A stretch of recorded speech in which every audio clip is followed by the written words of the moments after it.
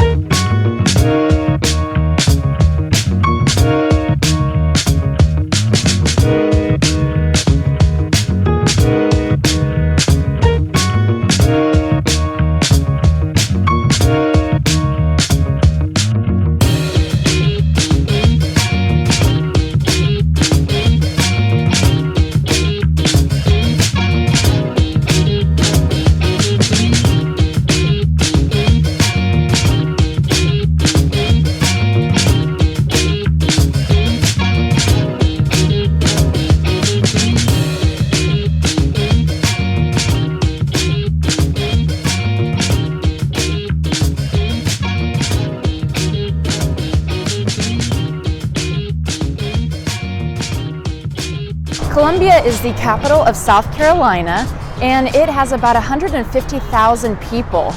Columbia was built in 1786, but interesting enough, you won't find most of the buildings from that period because Columbia was mostly burned to the ground during the Civil War. A funny little tidbit about here is that Columbia is the first U.S. city named after Christopher Columbus. They were going to go with Washington for the city name, but instead decided to go with Columbia.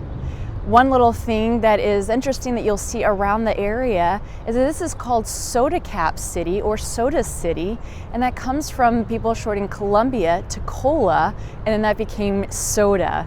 So this is a place that I haven't been to in many years, so I'm sure there's lots of changes. So I'm kind of curious to explore Columbia, South Carolina, or Soda City. One thing that's really cool are all the murals that are around here in Columbia, just even a few blocks from each other. I've seen several. This one is by far my favorite. It's the biggest I've seen so far, but they have a lot of really cool murals here just to walk around and check out. I always love finding little things like this plaque right here, which they have several, and it says "Our Story Matters," and this is all about civil rights here in Columbia as well as South Carolina.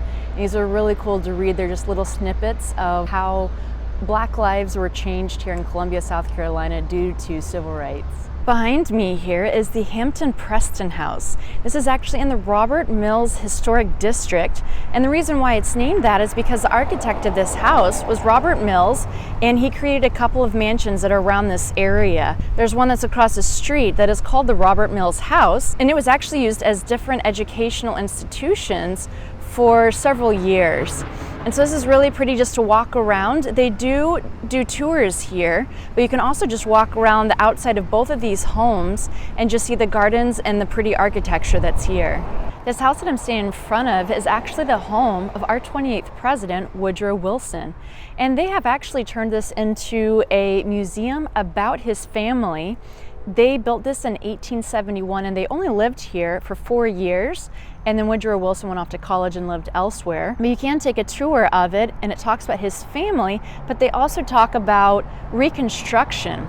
The Reconstruction era was right after the Civil War and was about 10 years in which the South really was trying to rebuild after slavery. It was extremely successful for those 10 years. Blacks were able to go to universities, hold positions in high up offices, but of course the whites didn't like that, and so they changed the laws as quickly as they could. But this is the only museum in the US that does talk about the Reconstruction era. So this is really interesting to see. You can visit this for $10 and it's only open for certain hours, so check before you come. But I still recommend coming and seeing what this is all about. If you're looking for a really cool place to go in Columbia, come to this area called 5 Points. It is kind of the cool, hip part of town. They have things like record shops and places where they don't make coffee. Traditionally, they make them cup by cup so that you can really taste the aromas. They have cool restaurants, events, a great music scene and other things like that. So this is really cool just to walk around, lots of little boutique shops, cool murals like this one here and other things. So like I said, if you're looking for a great place just to kind of get a feel for Columbia, 5 Points is your place. Well, you may not remember the band Hootie and the Blowfish. If you do, this is a little monument to them, as they actually came from Columbia, South Carolina, and they have this monument here as a very proud tribute to them. No trip to Columbia is complete without coming to the University of South Carolina. It's really pretty right now with these trees in bloom behind me here. And there's a little statue over here of the gamecock, which is the symbol of the football team. But this is a really beautiful campus to walk around if you get a chance. Right now I'm sitting in Memorial Park, and what's really cute is they have this statue right here, what's called Memorial Dog, and you can go and see. I don't think it's dedicated to any specific war, but just how dogs have been instrumental in helping out with soldiers on different levels. This whole park, though, is about wars, soldiers, sailors, and military in general. This is really pretty to walk around. This is in an area called Congaree, Vista. And I wanted to stop here real quick and just kind of let you know that there are lots of different historical areas here in Columbia. One of them that I went to earlier was the Robert Mills Historic District. And again, this is Congaree Vista here. And I think there was 4 or 5 other different areas all around Columbia that you could go to. What's really cool is while I was waiting for the Woodrow Wilson House tour to start, they had all these different brochures. This was one of the ones, and they had all this different information in here that you can see, and this one I think has 47 different sites in here, as well as a map that you can look through for just Congaree Vista. And they had another one for the Robert Mills District and so on. So that is really, really cool that there are so many preserved areas here in Columbia with the history of this city. I am at the Canal and Riverfront walk, and as you see, this is the riverfront here, and behind me on the other side is the canal that's back over there, and that's the walkway that's about 2.5 miles long. And as you see, it isn't shaded or anything, so on a hot summer day this may not be the best place to go, but this is really beautiful to come down and see. This park was built in 1824, and this was the first hydroelectric power plant in the world, which I find hard to believe, but that's what they have on all the signs here. And then they built this park here, this park that we're able to walk on now, in 1983. And you're still able to go and see some of the little cute pump houses that they had here and show some of the history that's here. But as of right now, this is a really beautiful area. They have places to come and sit and walk around. It's free parking, and you can't beat this view right here.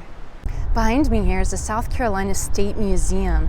What's really cool about this building is that this used to be the old mill, and they have converted it into a massive history museum. It is 4 floors, and some of the exhibits are changing, but most of them are permanent. They have things showing the Civil War era, life on a plantation, things like transportation, communications such as radio, a lot of different TVs, natural history, and even a big collection of telescopes. This is $8.95 to come here, and for all that you get to see and be a part of, this is really, really cool. Also on the property, just on the other side over here, the parking lot, is a children's museum. So you're able to go to 2 of them. The prices are different, but you are able to park and go to 2 places at once. I was hoping to show you one more stop, which is Lake Murray, just outside of Columbia, but unfortunately I have run out of time. So I will say goodbye here in front of this really great museum, and I will see you in the next video. Bye!